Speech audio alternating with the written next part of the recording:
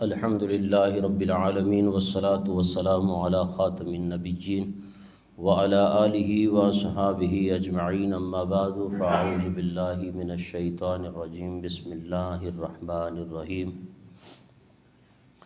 سامعین و ناظرین، ہر عاقل بالغ اور صحت مند مسلمان مرد پر جماعت کے ساتھ نماز پڑھنا واجب ہے۔ ایک بار چھوڑنے والا گناہگار ہے، جبکہ نماز با جماعت کو چھوڑنے کی عادت بنانے والا فاسق، فاجر اور مردود الشہادہ ہے۔ اس کے لیے سخت سزا ہے۔ شریعت نے مردوں کو با جماعت نماز ادا کرنے کا حکم ارشاد فرمایا۔ ارشاد باری تعالیٰ ہے وَارْكَعُوا مَعَ الرَّاكِعِينَ، اور رکوع کرنے والوں کے ساتھ رکوع کرو۔ قرآن پاک کے یہ الفاظ نماز با جماعت کے واجب ہونے پر نص ہے۔ احادیث میں نماز با جماعت ادا کرنے والوں کی نبی کریم صلی اللہ تعالی وسلم نے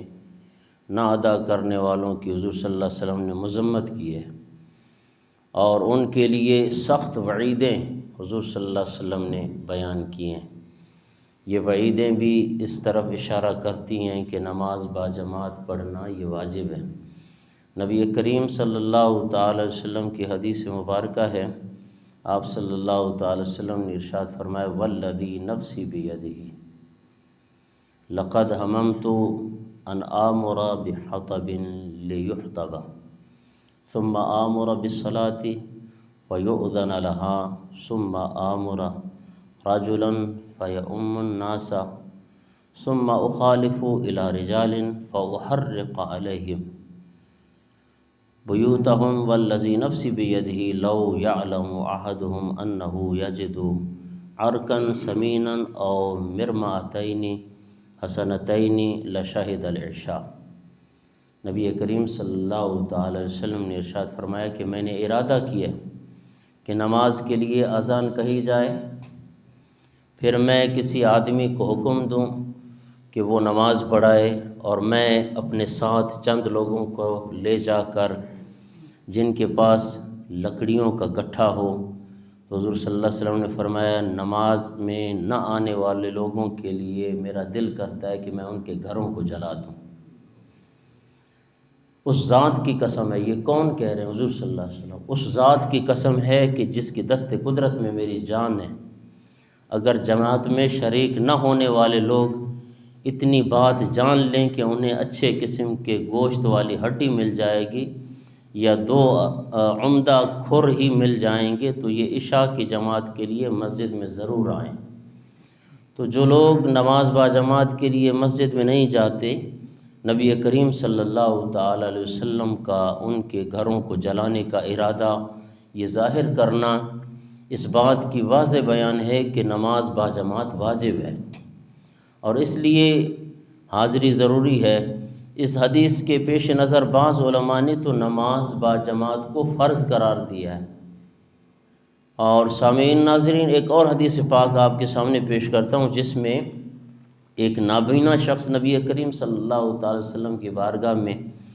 پیش ہوتا ہے اور اپنے گھر میں نماز ادا کرنے کی اجازت طلب کرتا ہے، اور اپنا عذر پیش کرتا ہے کہ یا رسول اللہ میں نابینا ہوں، اور اسے کوئی گھر سے مسجد میں لانے والا بھی نہیں ہے۔ آپ اندازہ کریں کہ نابینا شخص حضور صلی اللہ علیہ وسلم کی بارگاہ میں حاضر ہوتا ہے اور پھر یہ عذر پیش کرتا ہے یا رسول اللہ مجھے تو لے آنے والا بھی کوئی نہیں ہے۔ تو حضور صلی اللہ علیہ وسلم نے پوچھا کہ حل تسمع النداء بالصلاۃ، کیا آپ اذان کی آواز سنتے ہو؟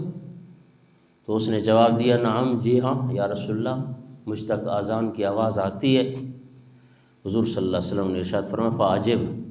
بس پھر نماز کے لیے حاضر ہو جاؤ، جماعت کے لیے حاضر ہو جاؤ۔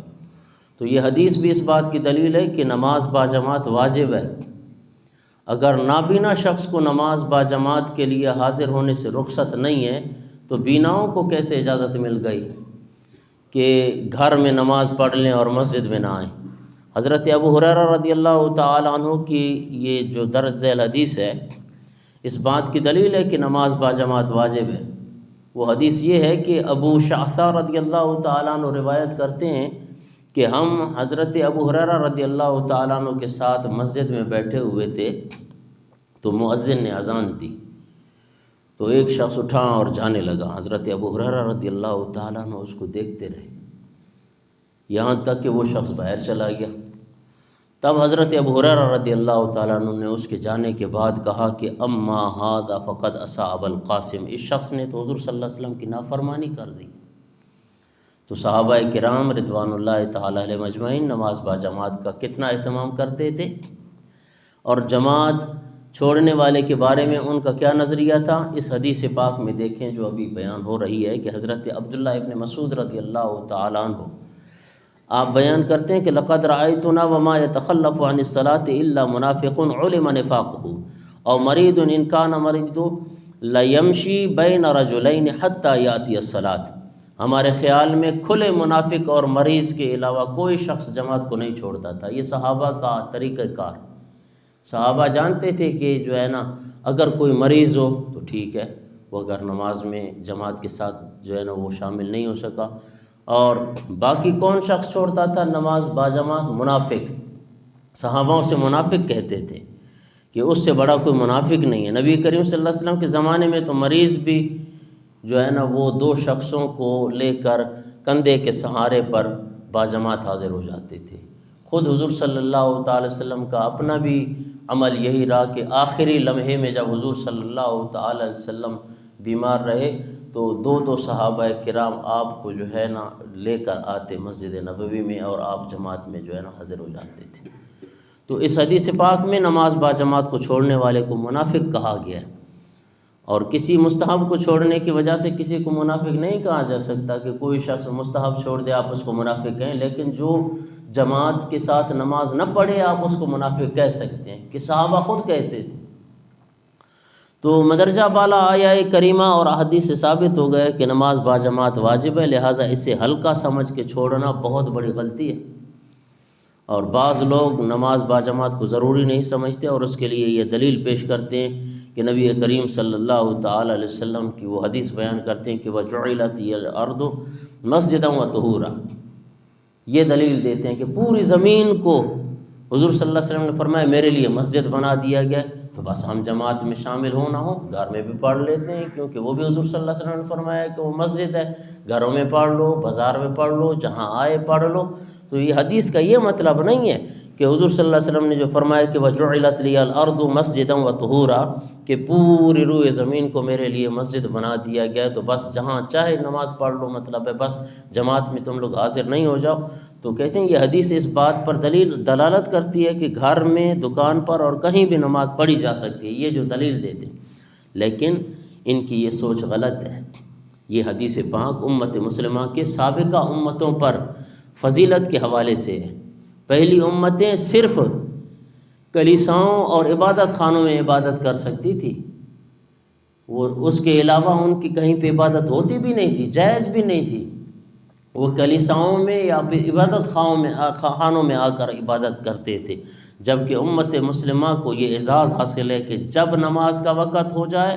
تو اس روئے زمین پر کسی بھی جگہ نماز پڑھ سکتے ہیں۔ یہ حدیث عام ہے، جبکہ نماز با جماعت کا حکم خاص ہے، اور اس پر دوسرے دلائل بھی ہیں۔ آخر میں دعا ہے کہ اللہ تبارک و تعالی ہمیں اپنی اور اپنے محبوب صلی اللہ تعالی وسلم کی اطاعت نصیب فرمائے، اور جو کچھ کہا اور سنا اس کا ثواب اپنے مرحوم مسلمان بہن بھائیوں کو ایصال کرتے ہیں۔ مالک و مولا ان کے درجات بلند فرمائے، آمین ثم آمین یا رب العالمین۔